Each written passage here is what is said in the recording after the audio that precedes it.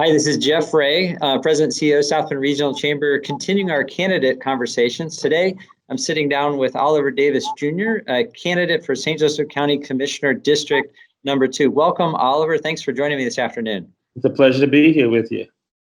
Great. Well, hey, thanks. Obviously, Oliver, you've been a dedicated public servant for many years, so we know you. But in the event, there are some folks watching that don't know you very well. Tell us a little bit about yourself, kind of your background, experience, history. Just help us get to know Oliver Davis a little bit. I am 52 years old. I was born in Huntsville, Alabama. I went to school there at Oakwood Academy, Oakwood University. At Oakwood Academy, I was in student government back in 1987, and I was on the Huntsville City Council. And from that time, I was on their youth council there, and I worked with the city council from that standpoint, which really sparked a lot of my interest there. I was a student body president in my high school. And from there, I went to Oakwood University, and I majored in social work. I got my bachelor's degree in social work. And from there, I received a fellowship to The Ohio State University. And so I headed up north to Columbus, Ohio, and I graduated in 1992 with my master's in social work. From there, I moved to New Carlisle, stayed out there with a few friends, and then headed into South Bend. And so New Carlisle was the first place I moved in.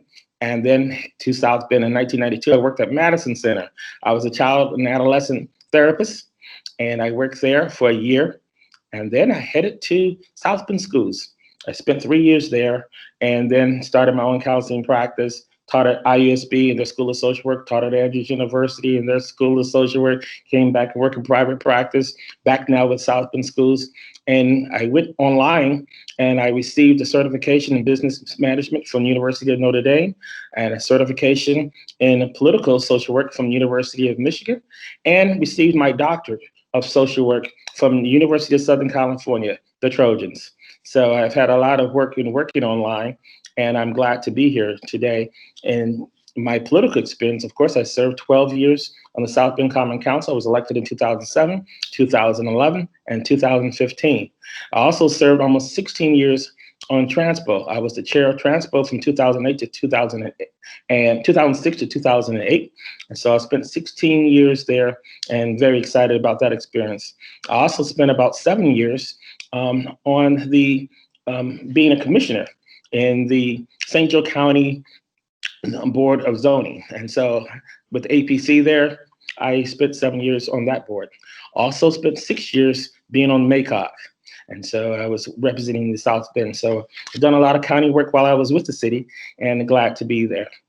I have a wife, and we have 4 children, and we have Pepper, who's a black lab who I rescued.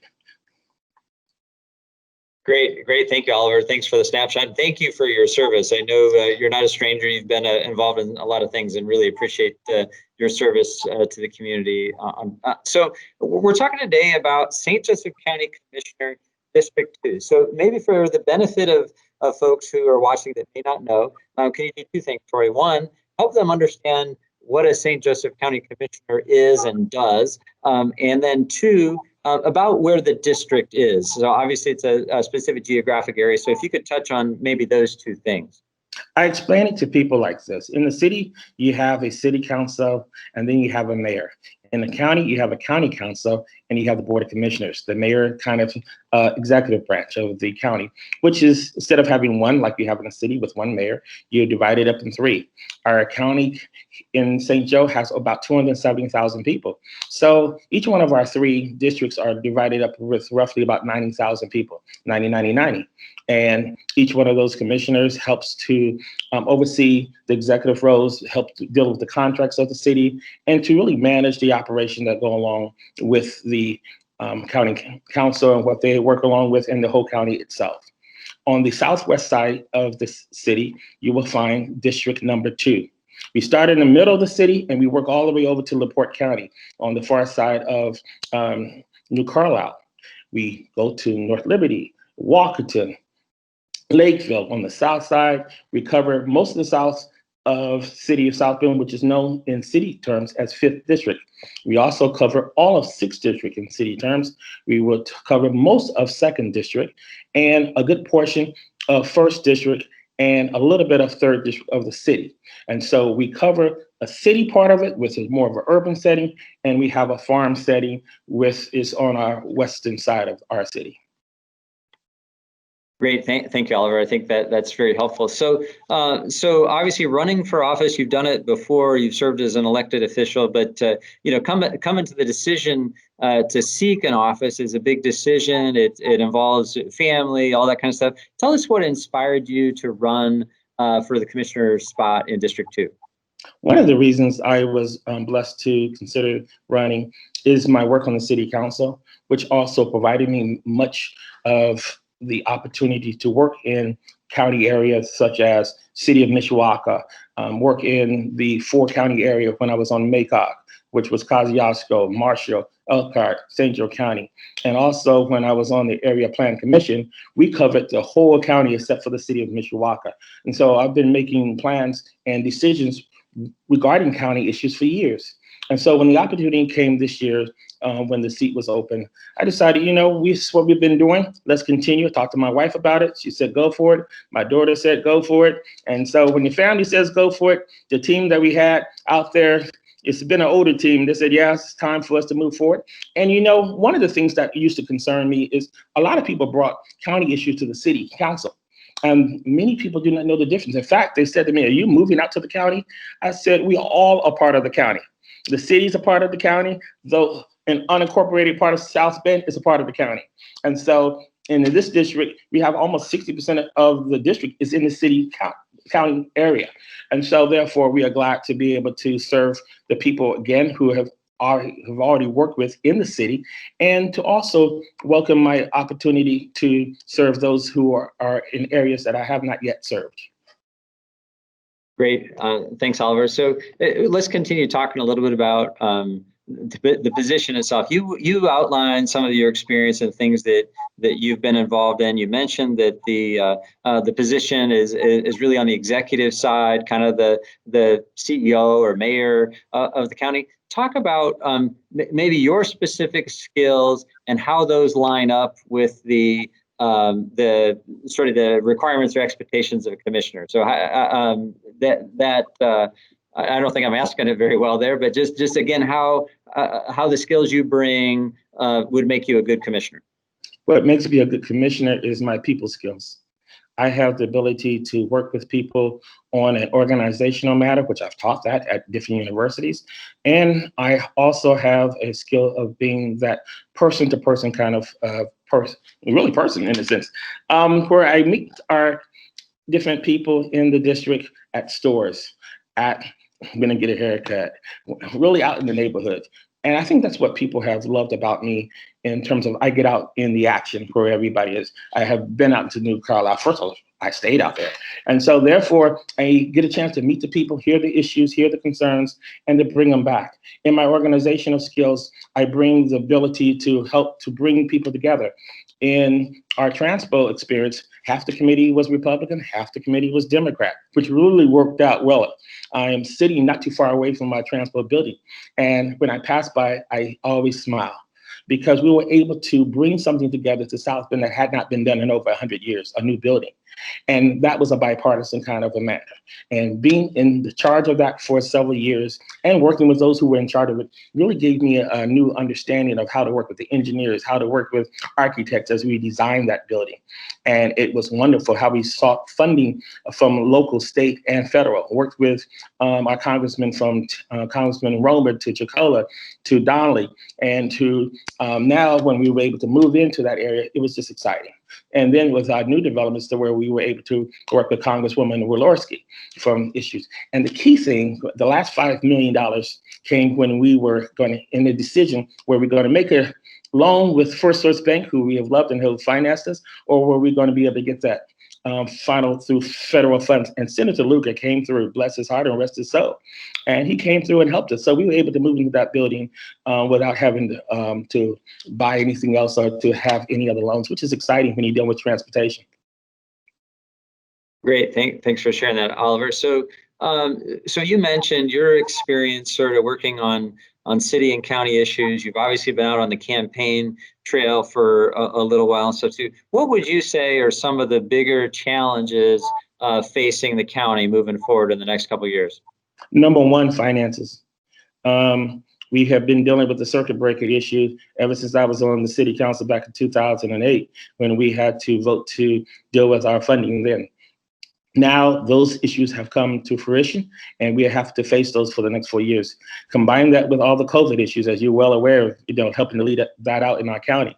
And so what would be the impact of COVID in terms of locally? We have had the challenging issues. How has it affected our universities, from St. Mary's to Notre Dame to Ivy Tech to IUSB, and to our local public schools and private schools?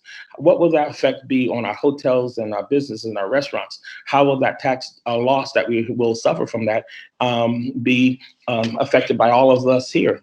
And how long will this go on? That's going to be a key issue for all of us.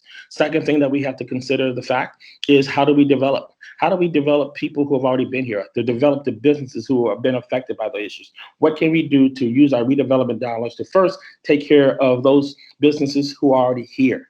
And we have to look at that, because before you can really go out and plan for the future, you have to see and assess the damage that's already been done.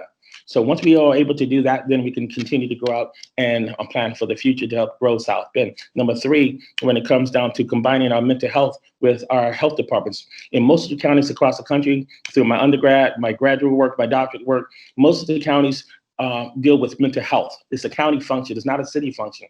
And so when you look at these kind of issues, how can we really tie mental health dollars into our health, county health already that's there? So really working together and really building that for our people. We used to have Madison Center, like I said, that provided the mental health for our county. Now, St. Joe County has to rely on our sister counties. We have to rely on Oakland from Elkhart County. We have to rely on the other areas from Kosciuszko County to deal with all of our children. We have to rely on Marshall County, when we have to rely on them for Michiana behavioral health for our younger children. So as we look at the Bowen Center that's down there in Warsaw and all these other places, why are these small cities having to take care of the large city of South Bend and Mishawaka when we had that before, and we have not yet really replaced that kind of a situation? So we need that mental health summit to really help us to look at what we can move forward.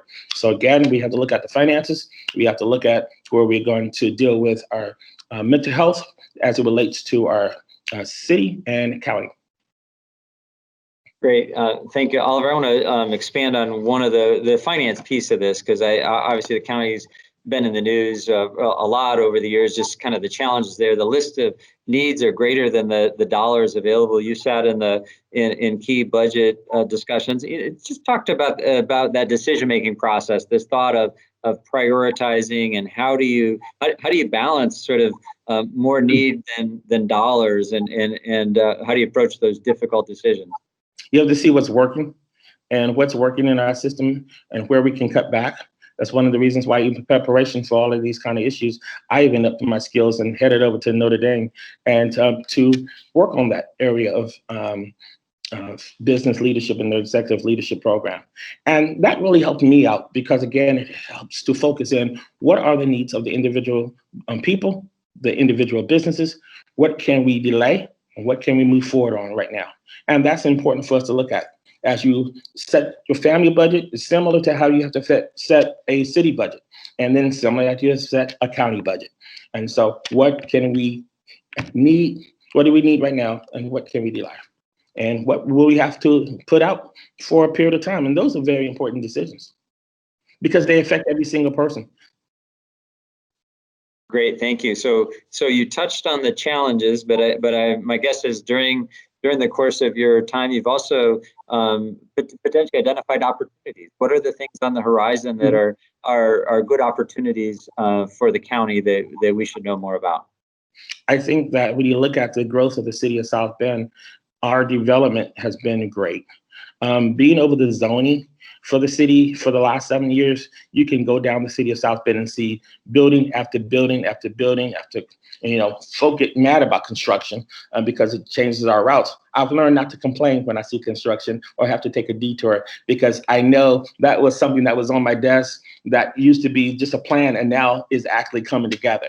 And so seeing the amount of development, seeing the amount of people being able to buy homes in this kind of a situation, a financial situation, has been amazing, because our real estate market has still been good. And you would think that just the opposite of that.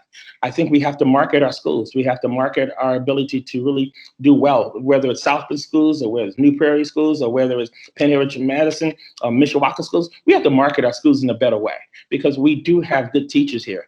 And I see that every single day. I just don't think we do the best job in marketing that. I've made the city home, and I'm glad to make it home. And so as we look at development, working on those issues, we've had a lot of national attention from Mayor Pete now to our Supreme Court Justice possibly nominee. And so when we look at, the nation is looking at South Bend in a whole different way now. And I really think that gives us some time to really market that. Great. So Oliver, while you've been out on the campaign trail and you're talking to folks, what are county residents telling you? What are you hearing? Are there issues that are front of mind? What's the general sentiment of folks out on the street? They want to be involved in the process from the beginning all the way through the end. They can handle good news. They can handle in-between news. They can actually handle bad news. One of the things that I have seen sometimes is that when plans are presented, they are presented where they are almost ready to be made whole. When you present that way, then people take an adverse effect to it and they get angry, like this was done behind closed doors. This was done by a small crowd. People want to be involved from the beginning to the end, and they can handle delays. They can handle a lot of things. They just don't want to be surprised.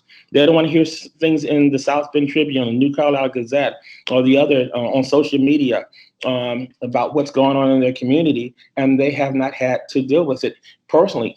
And they want to be able to be at the desk with the players, with the engineers, with the politicians, and to talk with us. Because whether or not they have all the wonderful degrees or experience that many of us have, a lot of them have what we call common sense.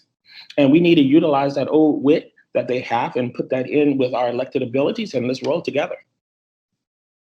Great. Thank you, Oliver. We got about 3 minutes left. I got really two questions there. One, your vision for the county. So just give us a high level of your vision of what's the county look like in the future.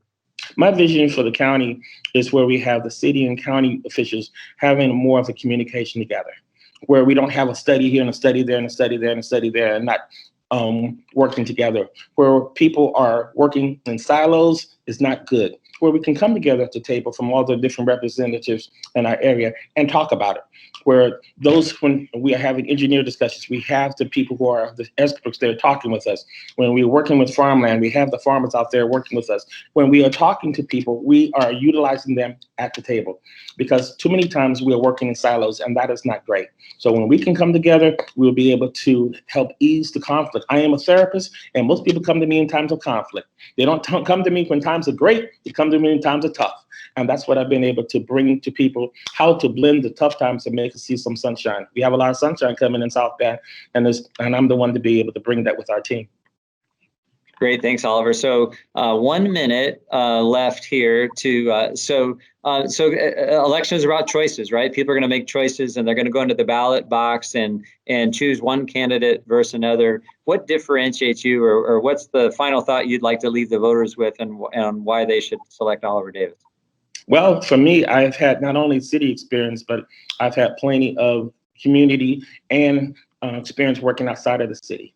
And what people like about me is they can reach me, I'm accessible, and I'm going to fight for them. I've been fighting for them. I just didn't show up at election season, and I know how to stay solid with my team and move forward. Great. Thank you, Oliver. So if we've piqued people's interest and they want to know more about Oliver Davis, the candidate and such, where would I send them to find additional information? You can send them to our cell phone, 574-876-6938. 574-876-6938. People have been calling me and say, "Is this really your cell phone?" I said, "Yeah." I said, "I like to talk to people. I'm old fashioned. I mean, I can send you to the web and everything else, but one reason I gave you the cell phone is because a lot of people may not necessarily have internet. And so therefore, I want to give them my cell phone, 574-876-6938, and they can call me or text me, and I will call back." Great. Oliver, thank you. We know you're a busy candidate. We appreciate your service to the community, your interest in continuing to serve, your willingness to sit down with us today to have this conversation, and we want to wish you good luck in the election coming up. Good luck to you. Thank you for your service to our community. I appreciate it. Great. We'll see you again soon. Bye-bye.